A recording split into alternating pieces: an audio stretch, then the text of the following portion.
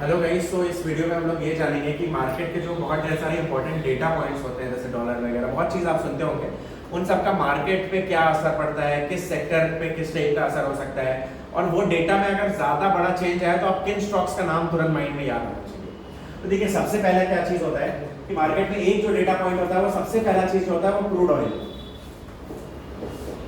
Crude oil का data हर दिन आपको पता रहता है, ब्रेंट क्रूड का प्राइस और ऐसे क्रूड ऑयल का प्राइस एक बहुत इंपॉर्टेंट डेटा है, हर रिपोर्ट में आपको ये डेटा मिलता होगा। अब आप देखिए क्रूड ऑयल का प्राइस क्या होता है। इंडिया क्या है, नेट इंपोर्टर है क्रूड ऑयल का, नेट खरीदती है बाहर से क्रूड ऑयल। तो यार अगर क्रूड ऑयल का प्राइस ऊपर जाएगा तो इंडिया को प्रॉब्लम हो, ठीक है। अब देखिए कौन से सेक्टर का सीधे नाम आपको याद आना चाहिए। सबसे पहला ओएमसीज, ऑयल मार्केटिंग कंपनीज। दूसरा ट्रांसपोर्टेशन लॉजिस्टिक्स, ठीक है। अब बात क्या है, एक्चुअली ट्रांसपोर्टेशन लॉजिस्टिक्स में एक स्टॉक आता है इंडिगो, जो कि बहुत बढ़िया बड़ा स्टॉक है और एफएनओ का स्टॉक है, अच्छे वॉल्यूम का स्टॉक है। हमेशा जब भी यहाँ पे बड़ा मूवमेंट आता था मेरे माइंड में इंडिगो ही याद आता है। जब भी ऐसा चीज होता है मेरे माइंड में इंडिगो ही याद आता है, ये चीज ध्यान रखिएगा। दूसरा, अगर ज्यादा कुछ हो गया रहता है तो ऑयल, पता है पेंट की कुछ कंपनीज में बहुत ज्यादा यूज होता है। पेंट कुछ कंपनीज कह रहे हैं पेंट के प्रोडक्शन में ऑयल यूज होता है एज अ रॉ मटेरियल, क्या मैंने बोल दिया। तो एशियन पेंट का नाम आपको तुरंत आना चाहिए यार, ठीक है। बाकी के भी आ सकते हैं, ऐसा बर्जर पेंट, ये वो जो भी चीजें हैं सब होता है, लेकिन मैं एफएनओ ट्रेडिंग के हिसाब से बता रहा हूँ कि भाई अगर आपको प्रॉफिटेबल ऐसी चीज होना है तो इमीडिएटली तुरंत आपके माइंड में ये सब चीज फोकस पे होनी चाहिए। बट ऑब्वियसली पूरे के पूरे स्टॉक पूरा सेक्टर फोकस में होना चाहिए, लेकिन मैं हाईलाइट कर रहा हूँ एफएनओ के की स्टॉक्स जिनका वॉल्यूम अच्छा है, जिन पे आप ट्रेड एक्चुअली कर सकते हैं। तो क्रूड ऑयल में अगर बिग चेंज आया तो इस पे इंपैक्ट पड़ेगा, ठीक है। अब देखिए पहला ये चीज। दूसरा, समटाइम्स पता है बहुत छोटे से चेंज से इंपैक्ट पड़ जाता है। पता है क्या वो चेंज होता है, सबसे ज्यादा बार वही चेंज होता है और लोग ये चीज मिस कर जाते हैं। जब इंडिगो रैली कर रहा है लोग कहते हैं अरे क्या हुआ सर, ऐसे ऐसे चीजें। मैंने बोला क्रूड ऑयल का प्राइस नहीं देखा आपने, 72.4 था कल, आज 72.3 हो गया। तो बोले सर इतना समय चेंज। मैं उनको ये बोलता हूँ कि देखिए ये थी क्रूड ऑयल की सपोर्ट लाइन, ऐसे ऐसे नीचे आ रहा था, सपोर्ट से बाउंस बैक कर गया, थोड़ा सा ही किया है लेकिन now this is a good signal. तो इसी पे इंडिगो रैली कर गए, यहीं पे। क्यों? क्योंकि 15-15 20-20 दिन की हेजिंग होती है ना। ये लोग एक दिन थोड़ी ना, हर दिन थोड़ी ना तेल खरीदते हैं हम लोग इधर पेट्रोल भरवाएंगे गाड़ी में कि जब खत्म हो गया तो भरवाने चल दो। एक दिन में बैठ के 20 दिन, महीने भर, 2 महीने, 3 महीने का रेट फिक्स एक ही बार में करते हैं कि भाई, या फिर क्वांटिटी वाइज कि यार इतने बैरल्स का ये वाले रेट में हो गया, इसके बाद वाले जितने आए उनका ऐसा अलग अलग टाइप की चीजें डिपेंडिंग ऑन कैसे कॉन्ट्रैक्ट होते हैं। तो कभी कभी इस पे भी मूवमेंट आ जाता है। अचानक से आप देखेंगे इंडिगो में रैली शुरू हो गई, क्यों? क्योंकि ये सपोर्ट से बाउंस बैक कर गया, यहाँ मोमेंटम के लोगों क्या, क्रूड ऑयल ऐसे, क्रूड ऑयल में तेजी के संकेत, ये सब चीज अपने आप हो गया बिफोर इवन मूवमेंट। 2 दिन बाद मूवमेंट होता है क्रूड ऑयल में। तो anyway, this is one thing, crude oil. तो एक डेटा पॉइंट हो गया क्रूड ऑयल। इसके पॉजिटिव नेगेटिव होने का मैं आपको सिंपल बता दे रहा हूँ भाई, एक बेसिक सी चीज, आपको इतना ज्यादा तो सोचना नहीं चाहिए यार। महंगा होगा तो यार जिसका रॉ मटेरियल लग रहा है उसको लॉस होगा, जो बेच रहा है उसको प्रॉफिट होगा, क्योंकि उसने तो सस्ते में खरीद लिया था ना। 15-20 दिन महीने भर की डीलिंग होती है ऐसे। तो सिंपल सी चीज है, this is the news crude oil पे। अच्छा, दूसरा यूएसडी आईएनआर। यूएसडी आईएनआर के एक क्रूशियल डेटा पॉइंट हो गया, राइट, एकदम क्लियर क्रूशियल डेटा पॉइंट हो गया यूएसडी आईएनआर। अब क्या है, देखिए यूएसडी आईएनआर क्या है, डॉलर और रुपी का आपस में रिलेशन, मतलब बेसिकली। अच्छा देखिए, इंडिया क्या है, net importer of a lot of raw materials है, बहुत ढेर सारी चीजों का नेट इंपोर्टर है।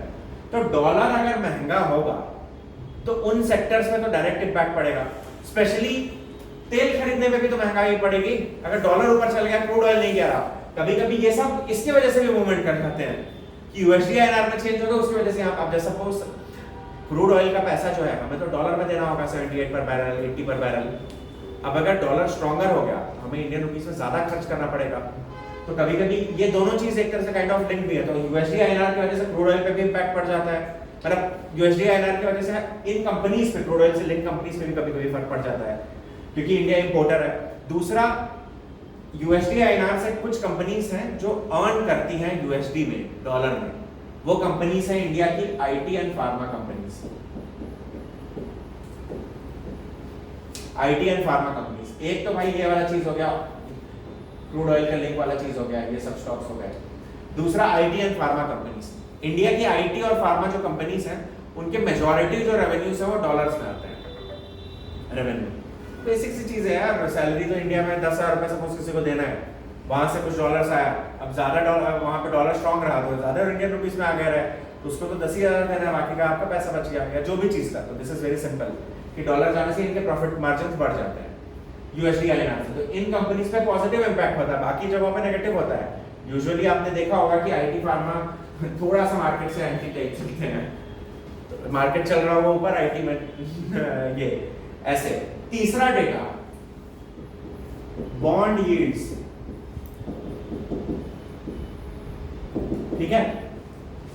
बॉन्ड यील्ड से जो भी ग्रोथ ड्रिवन कंपनीज होती है ना उनको लॉस होता है, क्योंकि ग्रोथ ड्रिवन ओरिएंटेड कंपनीज जिनके पास कैश नहीं है, कुछ कंपनीज होती है कैश काउस, देखो कैश है उनके पास।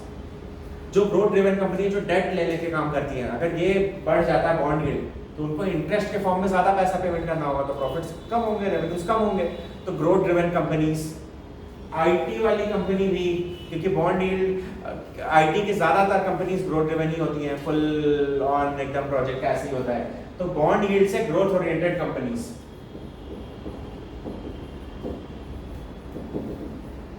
मतलब आईटी, यहाँ पे आईटी भी आप देख सकते हैं, आईटी सेक्टर थोड़ा सा सबसे ज्यादा डायरेक्टली इंपैक्ट हो जाता है। इसके साथ साथ ऑटो में भी कभी कभी आ जाता है, ऑटो में सेक्टर, और भी जो भी कंपनीज यहाँ डिप्लॉय करती है कैश, एक्चुअली जरूरी नहीं, इसमें स्टॉक स्पेसिफिकनेस भी आ जाती है। जैसे देखिए, अगर आप मान लेते हैं किसी कंपनी के पास आएंगे जो ऑलमोस्ट डेब्ट फ्री कंपनी है, उस पर उतना असर नहीं पड़ेगा, लेकिन जो कंपनी है जिसका डेब्ट है उस पर असर पड़ेगा। तो ये चीज आपको देखना पड़ेगा वहां से जाके, उसका कोई लिस्ट नहीं है सच। तो इसमें क्या है, ग्रोथ ड्रिवन या डेब्ट फ्री कंपनीज नो इम्पैक्ट, डेब्ट फ्री पे कोई इम्पैक्ट नहीं पड़ेगा, डेब्ट फ्री वाली कंपनी पे नो इम्पैक्ट, और ग्रोथ ओरिएंटेड कंपनी जो है जो डेब्ट लेके काम करती है उन पे इम्पैक्ट पड़ेगा। तो यहाँ पे सेक्टर नहीं, यहाँ पे एक डिफरेंट चीज देखना पड़ रहा है। अच्छा, बॉन्ड यील्ड हो गया, यूएसडी हो गया, बॉन्ड यील्ड हो गया, ये हो गया। अब इसके साथ साथ देखिए अगली चीज जो होती है वो बेसिकली ग्लोबल मार्केट्स देखना होता है। सिंपल है, देखिए ग्लोबल मार्केट्स एक बेसिक चीज जो आप लोग ऑलरेडी कर रहे होते हैं, ठीक है, जो 3-4 चीज जब आप रखे रहते हैं ना, तो आपको एक ऊपर से होलिस्टिक व्यू पता चलता है। अब मैं आपको देखिए बताता हूँ क्या होता है ना, कि मार्केट के क्रैश वैश होने की खबर बॉन्ड मार्केट में पहले आती है, करेंसी में उससे पहले आती है। तो द थिंग इज ना, आपको जब ऊपर से मार्केट क्रैश होगा ना, तो पहले ये आपको प्रॉब्लम देना शुरू करेगा, फिर ये देना शुरू करेगा। जब तक ये सब प्रॉब्लम देने लग रहेगा तब तक सबको पता चल चुका है भाई मार्केट में क्रैश होने वाला, निकालो पैसे, फंड मैनेजर्स, बाहर वाले लोगों को सिग्नल होता है, सब लोग निकालना शुरू करते हैं पैसे ब्रॉडर लेवल पे। ये थोड़ी ब्रॉडर लेवल की होगी, मतलब 6-7 महीने 1 साल का क्या आउटलुक है, और यहीं पे अच्छी खबर जब आ रही होती है तो वेरी गुड। अच्छा, यूएसडीआईएनआर से अच्छी खबर है खराब खबर है? देखिए अब मैं बताता हूँ, सिंपल है, Indian currency has been stable, जो बहुत ज्यादा वोलेटिलिटी नहीं दिखाई है, यही है बाहर के मार्केट में, मतलब ऊपर नीचे कर रही है लेकिन प्रीटी स्टेबल टाइप करेंसी है, which is a good news for Indian market. बाहर का मार्केट का हमें कोई लेना देना नहीं है, मतलब इस पर्टिकुलर चीज में इंडियन मार्केट वहां से खबरें सही आना शुरू होने लग गई है, ठीक है। बॉन्ड यील्ड जो थी, जो प्रॉब्लम दे रही थी, अब धीरे धीरे कम होने पे, अभी स्टैग्नेंट हो चुकी है, अब कम होने पे बातें हो रही है। तो मार्केट ऑलमोस्ट देखिए, पता है द मोमेंट दिस एक्चुअली क्या है, वेट थोड़ी ना करेगा मार्केट, वेट थोड़ी ना करेगा ये बॉन्ड यील्ड के, क्या कहते हैं, मतलब कि यार पूरा लेट वहां से नीचे कम हो जाए तब हम लोग करेंगे।